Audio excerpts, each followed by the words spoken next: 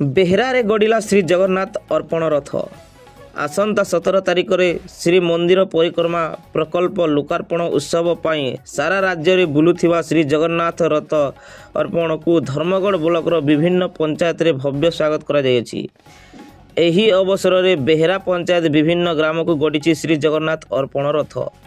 एक आध्यात्मिक परिवेश रे पंचायतर बेहरा, नुनपाणी, गईतापड़ा, पिपलपड़ा, भरुआ मुंडा, पलसापड़ा, बेहरा पिटा, बांकी मुंडा, दल सर्गी ग्राम को 2 दिन धरी रथ बुली बेले प्रत्येक ग्राम रे भव्य स्वागत करा जायथिला।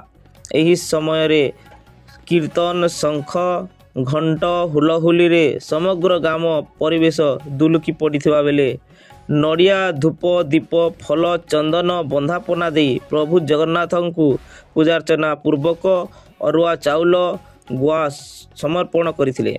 एही कार्यक्रम रे बेहरा पंचायतर सरपंच श्रीमती कुमुदिनी गईता, समिति सभ्य किशोर चंद्र नाग, पीओ गौरांग नाग, ग्राम रोजगार सेवक बंटी तिवारी, जोगाण सहायक सुभाष साहू, वार्ड मेंबर खगपति नायक, समस्त वार्डर सभ्या, मिशन शक्ति, एसएचजी महिला माने उपस्थित रही बेले शह शह जगन्नाथ प्रेमी योगदान करी एही श्री जगन्नाथ अर्पण रथ को परिक्रमा कराइथिले।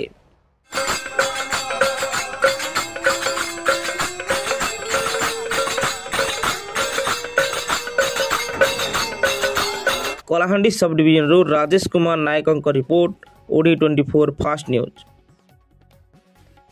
एमिति लेटेस्ट न्यूज गुड़िक देखिबा पई आम ओडी 24 फास्ट न्यूज चैनल को सब्सक्राइब करंतु।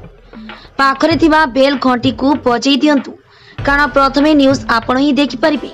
जदि न्यूज गुड़िक भल लागुची तारे लाइक कमेंट करी निज सांग साथी को शेयर करि दियंतु।